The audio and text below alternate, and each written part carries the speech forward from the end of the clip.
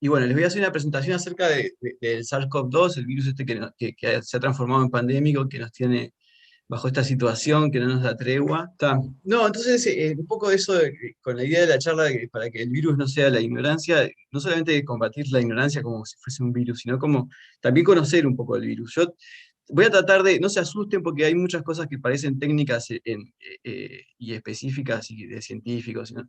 En las diapositivas yo las pongo solo para documentar de dónde saco algunos de los conceptos. Espero que los conceptos y todos estén claros, si no después hay obviamente espacio para preguntas. Y tengo algunas cosas que van ahí como a modo de introducción, pero solamente como para darme un versito a mí y bueno, para después también, obviamente, marcar algunos conceptos. Eh, Bien, entonces el SARS-CoV-2, llamado así porque hubo uno antes que este, que también fue muy complejo, muy complicado, es un virus de la familia Coronaviridae. Su primera detección fue en 2019 en Wuhan, eso lo sabemos, es una ARN, tiene un genoma de ARN de polaridad positiva y es un virus envuelto. Acá tengo el primer punto que quiero marcar como algo interesante que tiene implicancias prácticas. Este virus tiene una envoltura lipídica en donde están embebidas las proteínas, entre ellas la proteína Spike, que es la que se une a nuestros receptores de celulares, ¿no? Y donde inicia la infección. Esa envoltura es lipídica, y hay virus desnudos y hay virus envueltos. Este es envuelto. Al revés de lo que uno puede llegar a pensar, los virus envueltos son más sensibles a las desinfecciones y son más fáciles de desactivar. Porque esa envoltura, más que una capa de protección, simplemente es otra cosa más que tiene que mantener íntegra el virus para poder lograr la infección. Y esa envoltura lipídica, como buen lípido que es, se desintegra muy fácilmente con agua y jabón o con alcohol. ¿Tá? Entonces, eso de agua y jabón y alcohol responde a esto. Y esto me ha hecho pensar mucho en a veces cómo nos complicamos con los protocolos. Hay virus que son desnudos, como dije recién, hay algunos virus de la hepatitis, hay unos virus de resfriado común, el virus de la fiebre aftosa, que por ser desnudos solo tienen proteínas recubriendo su ácido nucleico, y eso los hace muy difíciles de desinfectar. Y por esa es la razón que a veces es necesaria una desinfección profunda con productos específicos para desinfectar tal o cual virus. Pero no es el caso. Este es un coronavirus, es un virus envuelto, tiene una capa lipídica que se rompe con agua y jabón o con alcohol 70. Bueno, acá un arbolito solo para mostrarles, estamos dentro de los beta coronavirus, y TAES. Entre beta coronavirus hay muchos virus, algunos virus humanos, otros virus de muchos animales, se pasan a veces del animal al hombre y esto genera una cantidad de problemas, pero ocurren en variada cantidad de mamíferos, incluso hay hasta en ballenas, y los que han surgido todos en este siglo y han sido problemáticos son el SARS, el MERS y ahora el SARS-CoV-2. Voy a volver sobre esto al final, y esto es un paper, un artículo que salió en 2007, y eso como para darle un marquito nada más, y yo voy a volver sobre esto sobre el final. En 2007 hay un paper que ahora se hizo muy famoso porque ya nos alertaba la presencia de un gran reservorio de coronavirus circulando entre mamíferos, muchos en proximidad con contacto con los humanos, particularmente en China, y que básicamente lo que había ahí era una bomba de tiempo. Esto se dijo en 2007. ¿Ah? Bueno, las vías de contagio de coronavirus básicamente son tres. La de las gotículas, que se llaman droplets en inglés, todos ya más o menos sabemos un poco de esto. Es el modo de contagio que al principio estuvo muy claro que ocurría. Esto se mitiga bien con la regla del distanciamiento físico, porque las gotículas caen rápidamente a cierta distancia, entonces son 6 pies, que es más o menos 1,80 m o los 2 metros, y se mitiga bien también con tapabocas de cualquier tipo, tapabocas casero, algo que cubra la nariz y la boca es suficiente como para mitigar la expulsión, ¿no? de uno que cuando uno habla o respira de las gotículas. Entonces esto en realidad está bastante bien sostenido con los protocolos que tenemos hoy en día. Este es el gran problema. Este es el talón de Aquiles por el cual el mundo no ha resuelto la pandemia, que es la transmisión aérea, son los aerosoles. Los aerosoles son partículas como las gotículas, pero más chicas, de tamaños más chicos, que pueden ser producidos cuando hablamos, cuando respiramos, cuando cantamos, cuando no, pero además también son producto de la propia desecación de algunos de los droplets que caen, que se van formando cada vez más chicos hasta que se convierten en estos aerosoles. Estos se dispersan por el ambiente en las áreas cerradas. ¿tá? Y son problemáticos porque se acumulan en una zona cerrada y pueden contagiar a una persona que esté muy lejos de la persona que está emitiendo. Tan lejos como la punta del salón, de una punta del salón a otra. Y esto lo digo además, lo voy a decir así, para que se entienda, esto le sirve para la vida, no solo para ir a clases, le sirve para ir a un restaurante, por ejemplo. ¿Tá? Que además en un restaurante la gente se saca el tapabocas para comer, para hablar, para todo. Entonces, es el gran problema que tenemos. Y acá hay otro punto. No cualquier tapabocas nos sirve para evitar esta vía. Acá sí, ahora entramos en los tapabocas FFP2, que tienen que filtrar partículas menores de no sé cuántas micras. Acá hay todo un problema grande de evitar esta vía de contagio mediante el uso de tapabocas. Tiene que estar bien ajustado, los tapabocas caseros no sirven mucho para esto, porque además el ajuste es muy importante, porque esto se te mete por arriba. Todos hemos usado tapabocas, ¿no?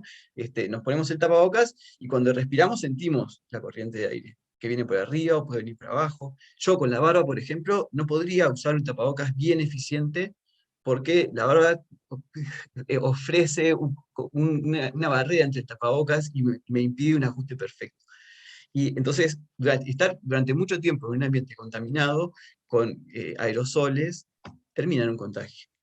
Entonces, esto es considerado hoy el principal motor de la pandemia. Entonces, la pregunta es, ¿pero cómo se mitiga esto? Yo vengo a hablar acá que volver a la presencialidad de una forma segura y le estoy tirando una bomba que es el aerosol, que es muy difícil de controlar.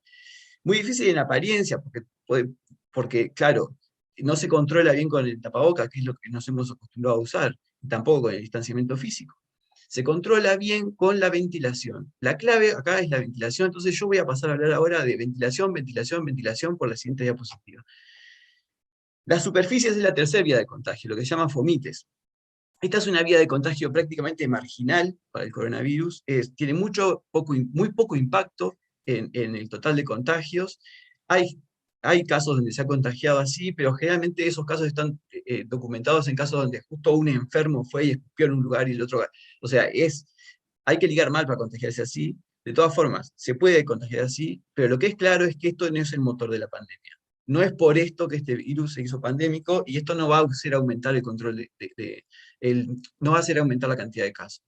De todas formas, esto se mitiga muy bien limpiando con agua y jabón, sobre todo las superficies que se tocan mucho en ambientes públicos cerrados, y después lavándose uno las manos. Esto no tiene ningún otro misterio, porque tampoco es una transmisión de transferencia a transferencia, que yo arrastré la mochila, la traje a mi casa, la dejé en el piso, que el perro la abrió, no sé, no es una transmisión de ese tipo, es una transmisión de tocar con la mano y llevárselo a la cara. ¿Tá? Entonces es menos problemático. Bueno, hay una serie, acá empiezo un poco lo técnico, pero voy a ir rápido, porque quiero que se queden con la idea. Hay muchas guías, no muchas, pero hay guías muy concienzudas y científicas de cómo calcular la cantidad de gente que puede habitar un espacio según los niveles de ventilación, y según muchas cosas que yo voy a mostrar acá. ¿Para qué? Para bajar la cantidad de contagios, para evitar que una persona contagiada que esté en un salón contagie a más de una persona en promedio por cohabitar ese salón de clases. Y esto se puede hacer mediante un modelo que estima las tasas de respiración que tenemos en promedio haciendo determinadas actividades, el tipo de tapabocas que usa el público y el que está hablando, qué tan bien le ajusta o no le ajusta el tapabocas, el volumen de esa sala, la cantidad de aire que está, los sistemas de ventilación que tienen, si es ventilación solamente natural, la cantidad de recambio de aire, dependiendo de las ventanas y las puertas que están abiertas. Obviamente incide también los sistemas de filtración. Yo siempre hice esta simulación con cero sistema de filtración, porque no vamos a filtrar el aire. Bueno sería que pudiésemos filtrarlo, pero no podemos. De todas maneras, yo digo, la filtración de aire es uno de los que tiene menos impacto. Impacta mucho más lo bien que se ventile que tanto lo filtres. Y después también permite jugar un poco con los parámetros con las cepas. Te permite elegir la cepa británica, por ejemplo, que es la que más se transmite. En relación perdón, la variante de Wuhan. Yo digo cepa también, pero no se puede. No se puede. Ahora después voy a contar. El grupo etario de las personas que están en ese salón, qué porcentaje de la población está inmune. todo eso, la humedad relativa del ambiente, todo eso para decirte al final si eso es seguro o es inseguro. ¿Tá? Esa cohabitación de esas personas durante un tiempo determinado es seguro y inseguro. La gran conclusión de esto es que se puede ir a clases en el medio de una pandemia. ¿Tá? Esto realmente lo digo con todas las letras. Si uno toma las condiciones adecuadas, podemos. ¿Podemos ir a clases sin contagiarnos? No, esa no es la respuesta. Podemos ir a clases sin que aumenten los casos. ¿Tá? Pueden haber contagios, pero sobre todo con docentes vacunados, es posible ir a clases manteniendo un nivel de contagios tal que la pandemia no siga aumentando. Que de hecho es lo que hemos hecho con otras actividades, porque todas las actividades que todavía siguen abiertas generan casos. ¿Tá? Entonces, claro, pero para eso hay que ventilar. Y ahí hay un gran desafío. Entonces, por ejemplo, puesto estos modelos en una cosa más visual que se puede entender es la siguiente. Esta es la peor situación. Ventanas cerradas, el docente hablando sin mascarilla, todo el mundo sin mascarilla, el docente habla en voz alta, sin usar un micrófono. Ahí hay un parámetro que es el micrófono, que es buenísimo, pero yo no lo hago tampoco porque me imagino que no vamos a usar micrófono en la educación pública, entonces ya ni me molesto en poner ese parámetro. Pero el micrófono mejora la situación porque permite que el docente hable más tranquilamente y exhale menos virus hacia afuera. Esta es la peor situación, el docente habla y hay un contagio máximo de 18 estudiantes en una sola clase contagiados. Si reducimos el aforo, bueno, la reducción de aforo lo que permite es que haya menos casos, pero la cantidad de contagios en proporción se mantiene, entonces, bueno, hay menos contagiados. Pero vamos a volver al aforo completo, por ejemplo, y lo que vamos a hacer es abrir las ventanas. Si se abren las ventanas, siempre, siempre, siempre, y el docente usa una mascarilla quirúrgica, hay 3 contagios en una clase cuando el docente entra infectado. Vuelvo a decir, se supone que los docentes van a estar todos vacunados. Y bueno, la situación óptima ya es en el salón lleno, ventanas abiertas, y ahora la diferencia es que el docente usa una mascarilla FFP2. Y los contagios se reducen al mínimo, que es el 1. ¿Tá? De hecho, se reducen al mínimo, no, se reducen más si además yo muevo estos parámetros y le pongo que hable con micrófono, y lo que es mejor aún, una asistencia a la ventilación que es mediante ventilación mecánica. Pero tampoco, no voy a poner ventilación mecánica ahí porque voy a asumir que, que son recursos que no vamos a tener. De todas maneras, bueno, ya han habido, pasando eso de la ventilación, hay experiencias de salones abiertos, de clases en Estados Unidos en el medio de la pandemia, y se muestra que sí, que esto lo que quiero decir es al principio les digo una cosa y digo, ¿cómo? Y después, sí, cuando los gurises van a la escuela hay más casos. Pero cuando hay medidas de contención, como las que acabo de nombrar, esa cantidad de casos no se diferencia con cuando no van a la escuela.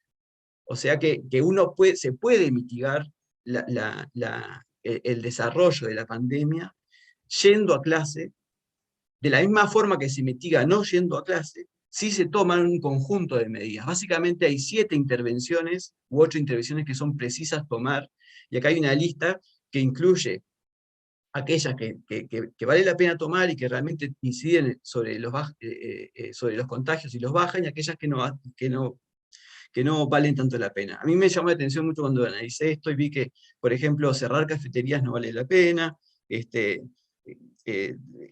no sé, hacer el part-time no vale la pena, vas al liceo, andar todo el rato, ¿tá? Y algunas cosas más, yo no los quiero aburrir con esto, y una cosa que dice este análisis es que dice que es muy difícil vincular el aumento de casos a que sea la escuela justamente lo que está promoviendo ese aumento, porque en los condados en los que las escuelas están abiertas, también están abiertos los restaurantes, ¿tá? Y otras medidas. Entonces no se sabe bien si la diferencia es por eso. Esto se pudo hacer en Estados Unidos, curiosamente, salió en la revista Science, que es una de las más prestigiosas, se pudo hacer en Estados Unidos porque Estados Unidos tiene un relajo de condados y estados que todos tienen una cosa diferente, entonces eso permitió el experimento, ¿no? Escuela cerrada, escuela abierta, ¿no? Y se puede comparar. Bien, lo importante es mantener niveles de CO2 bajos. El CO2 es un parámetro que se vincula muy bien a qué tan viciado está el aire, y eh, bajo, bajo un escenario pandémico donde podemos asumir que el virus está circulando porque alguien enfermo puede haber, este parámetro de CO2 es lo que en muchas regiones del mundo se está empezando a usar para decir, bueno, menos de 450 ppm es como estar afuera, más de 700, menos de 700 estás bien, más de 1300, bueno, hay que seguir ventilando, hay que filtrar el aire, y más de 1300 sale aire lo antes posible. Una cosa interesante, esto, en los salones de clases, nunca debería haber más de 1000, pero en general, no por la pandemia, por el COVID, porque empieza a dar sueño, y perdés la atención y un montón de cosas. Quiero decir, es gracioso como el COVID nos trajo cosas que deberían ser como base. Y en España, la guía de ventilación de aulas que se está usando mucho es, ¿se puede hacer la actividad en el exterior? Sí, ok, es una solución. No, bueno, ¿tenés ventilación natural? Sí, ¿es suficiente? Sí, solución 1. ¿No es suficiente? No, bueno, hay que ser asistida, lo que sea. Pero miren esto, un ensayo de los niveles de CO2 para ver la saturación del aire adentro de un salón.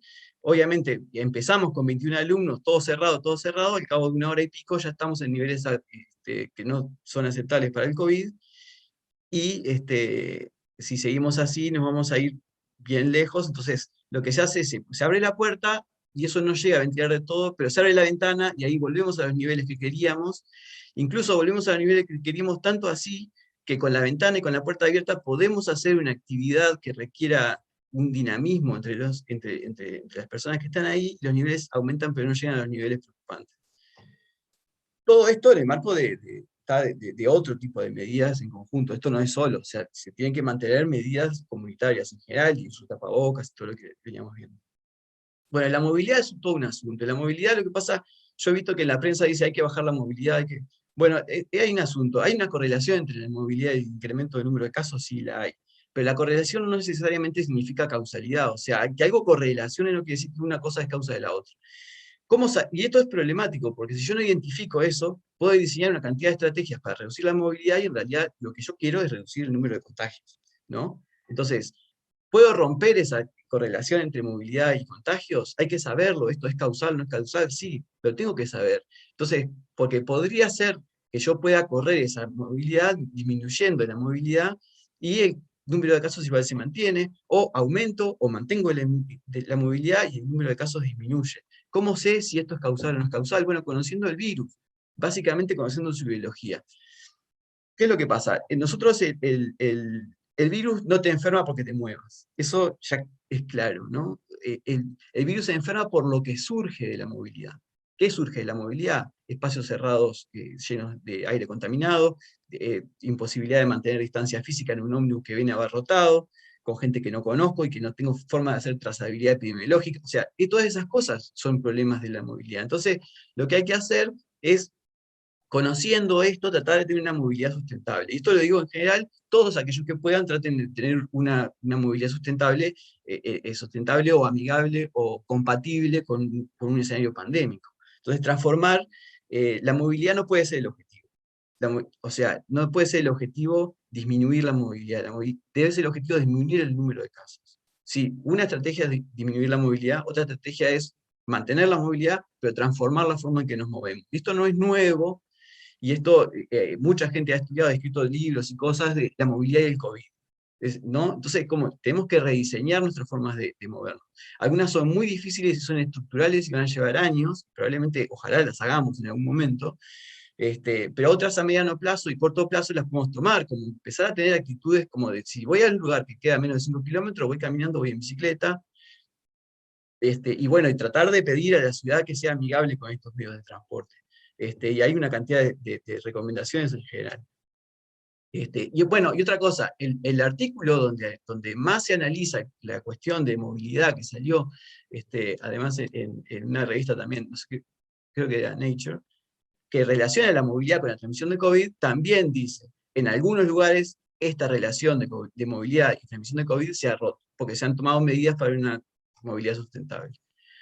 Yo creo que estoy pasado de tiempo, ¿no? Porque tenían la cuestión de las mutantes y de las variantes y un montón de cosas, pero me da pena que me paso de tiempo, y tal. Podría hablar mucho de las mutantes, de las variantes y de las cepas, que cepas no tenemos en COVID, porque ninguna es tan diferente como para tener que decirle cepa, pero sí tenemos variantes de preocupación, que en un mapa que es muy cambiante, muy dinámico, y ese dinamismo impide que podamos hacer cualquier tipo de predicción a mediano y largo plazo, incluso a corto. ¿Tá? Entonces, tenía alguna cosa más rápida, sí, pero rápida no, como más profunda, pero no la voy a dar, porque me veo muy rápido. Yo vi que me entusiasmé con la presentación. Y no, y la P1, los datos que tenemos de la P1, para aclarar, porque el tema se habla mucho de la P1 y los jóvenes.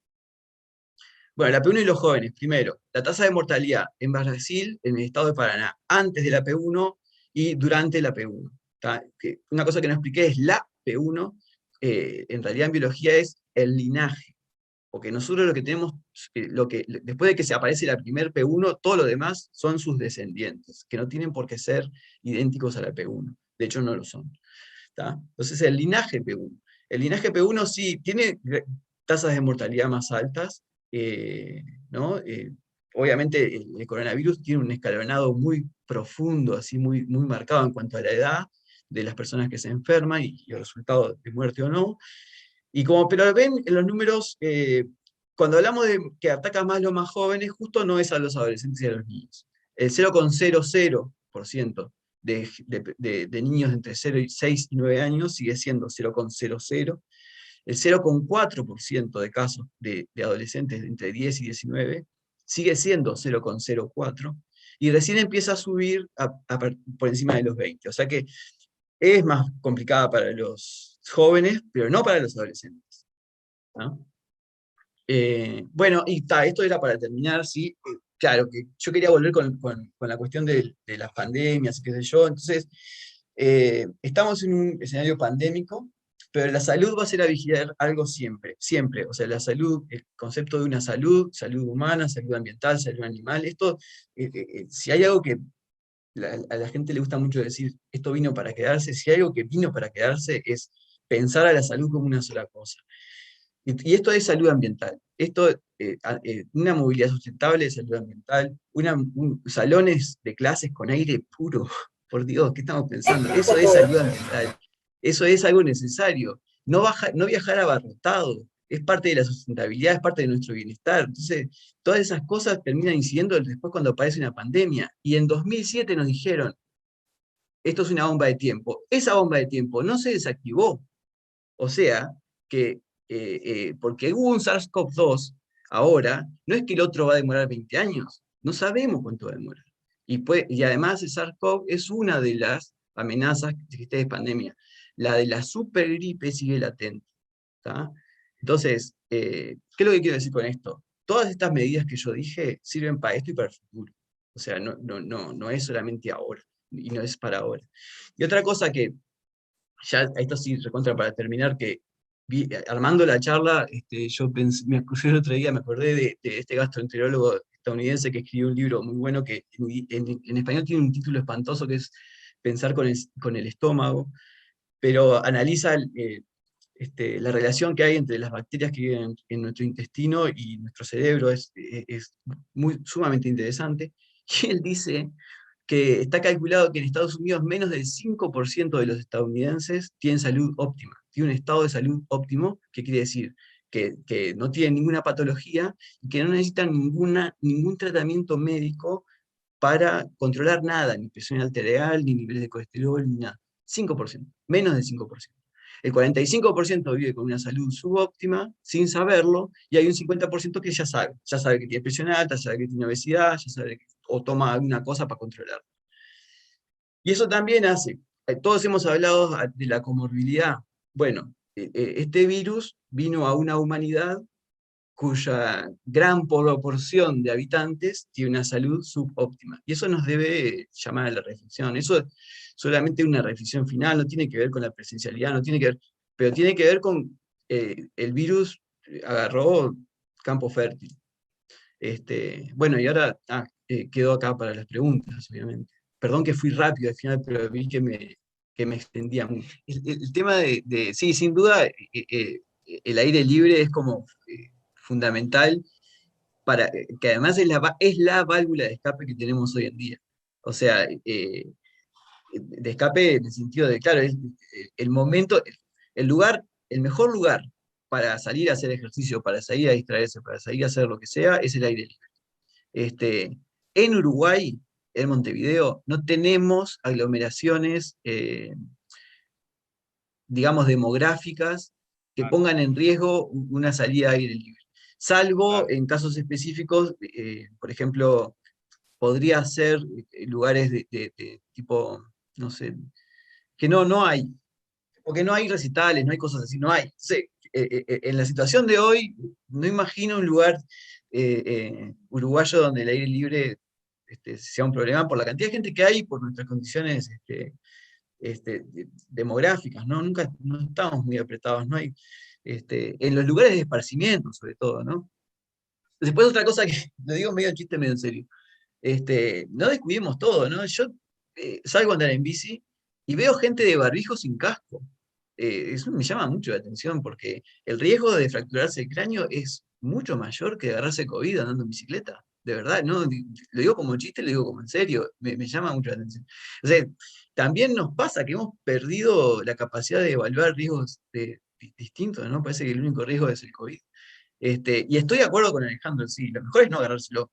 Eso, sobre todo en un escenario actual con altas tasas de, de- de hospitalización, donde en realidad está en y hay que bajarlo, ¿no? O sea, esto hay que bajarlo. O sea, yo toda la exposición que hice es pensando en no aumentar los casos. Justamente, yo argumento no en el sentido de que, che, no pasa nada. No, sí pasa, la situación es muy complicada.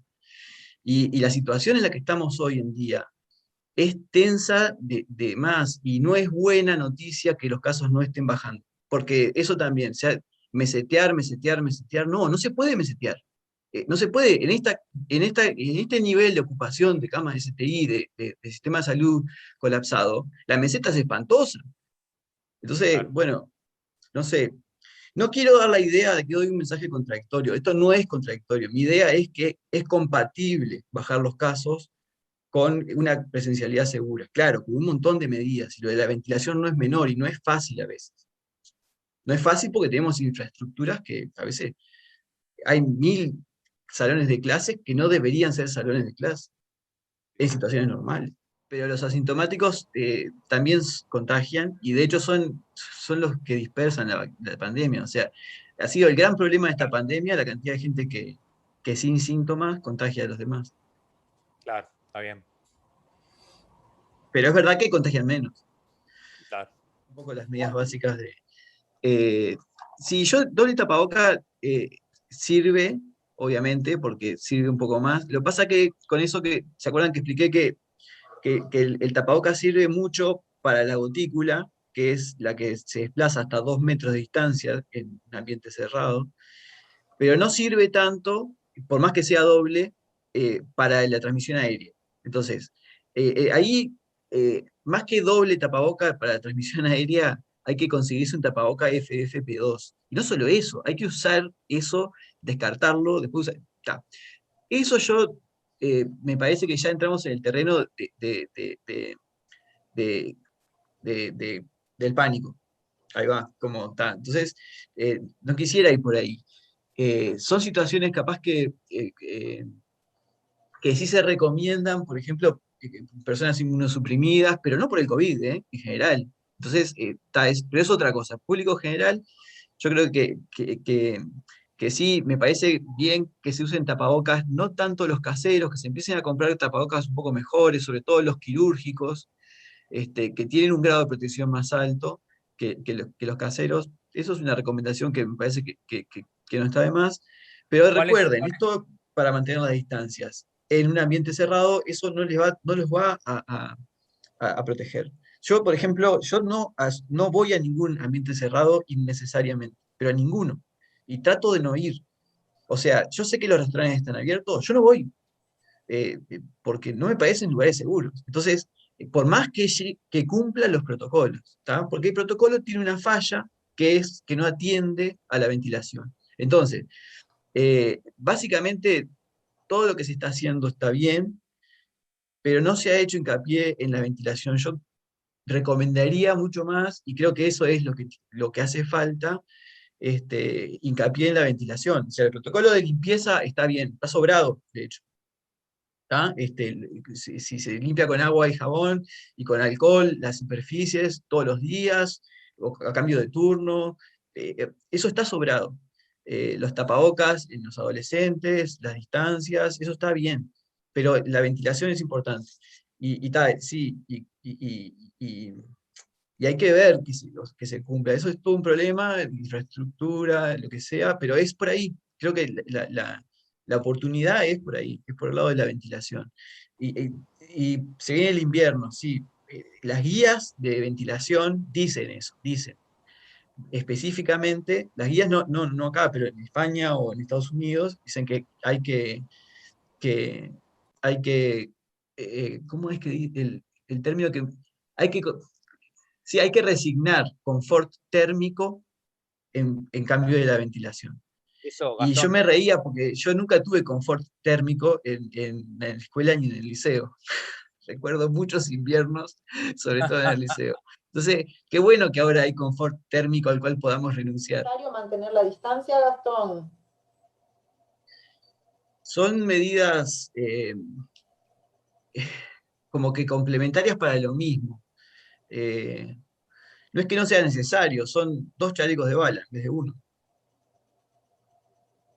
Además de que, según el tapabocas que use, los tapabocas, si ya pasás de un quirúrgico para arriba, te da cierto grado de protección ante la transmisión aérea, ¿no? Pero la transmisión por gotícula sí, es distancia, o si no podés mantener la distancia, tapaboca, pero si es distancia y tapabocas, como acabo de decir, son 2 chalecos de balas en vez de uno. Entonces está, como decían, nos hemos acostumbrado al tapabocas, no nos cuesta nada seguir un poco más. Mm. Siempre, o sea, todas las personas que se curan por sus defensas, o sea, que no son pocas además, ¿no? O sea, ¿Y las que es no se verdad. enferman?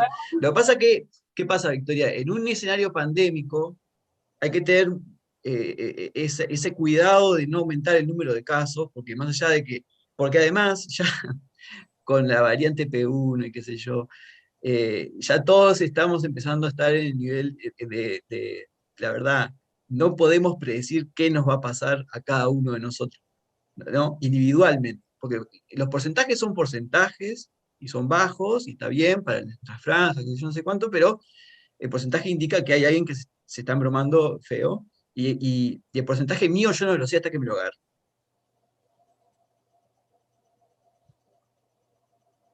Bien.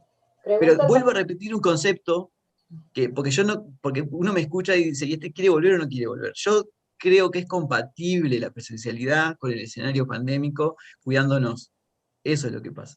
Ninguna de estas vacunas es de inmunidad esterilizante. ¿Qué es la inmunidad esterilizante? Es cuando protege completamente de la infección en cualquier nivel a la persona que tiene las vacunas. Ninguna vacuna hoy en día es de inmunidad esterilizante. Las vacunas estas tienen más o menos eficiencia o más o menos efectividad, pero ninguna de ellas evita que el virus ande circulando por sobre todo las vías aéreas altas. Entonces, porque ninguna induce bien la inmunidad de mucosas, o sea, que inducen, son todas intramusculares, que básicamente un montón de defensas, por decirlo rápido, que se activan cuando ya la infección está. Entonces, incluso la gente que no se enferma, la infección está ocurriendo en la persona que está vacunada. Entonces, sí, hay que seguir con cuidados hasta que los números bajen, y qué sé yo, todo eso es verdad. Hay en el futuro vacunas que prometen inmunidad esterilizante, hay unos proyectos muy interesantes de vacunas que son intranasales, que se aspiran en vez de inyectarse, que promueven la inmunidad justamente en las mucosas y ahí evitan de todo que el virus infecte. La de Pfizer, que ya dan acá, es mucho más eficiente que la de Sinovac y tiene algún grado, pero no 100%. Y una cosa que viene en el chat, me pareció interesante, están desarrollando una vacuna universal contra todos los coronavirus, pero todo eso va a llevar tiempo. Y a mí, yo cuando veo los proyectos de vacunas y las etapas en las que están, me doy cuenta de que esto va para largo, porque yo no creo que ninguna farmacéutica se ponga a desarrollar vacunas que tienen un plazo de 1 o 2 años para adelante, pensando que 1 o 2 años para adelante no va a tener que inventárselas. Y yo quería agradecer también, bueno, la oportunidad de hacer esta exposición, de responder a preguntas, de conversar con ustedes. compartir con Alejandro el espacio, la verdad que ha sido un placer. Y esto tiene que ver con los efectos COVID y los efectos no COVID, ¿no? Y los efectos no COVID dependen mucho de lo que hacemos con el COVID. Entonces, ya el COVID trae una cantidad de cosas negativas, trae oportunidades, obviamente, que pueden durar mucho, pero también traen el desafío de no sumar efectos que podemos Exacto. evitar. Entonces creo que muchas de las cosas que dijo Alejandro, también capaz que mi aporte de, bueno, busquemos protocolos para volver, todo esto es, no hagamos, no le echemos leña al fuego, no echemos efectos a algo que ya es bastante devastador. Entonces pensemos qué se puede hacer para evitar algunos efectos no COVID, que capaz que nos los estamos imponiendo. Nada, eso.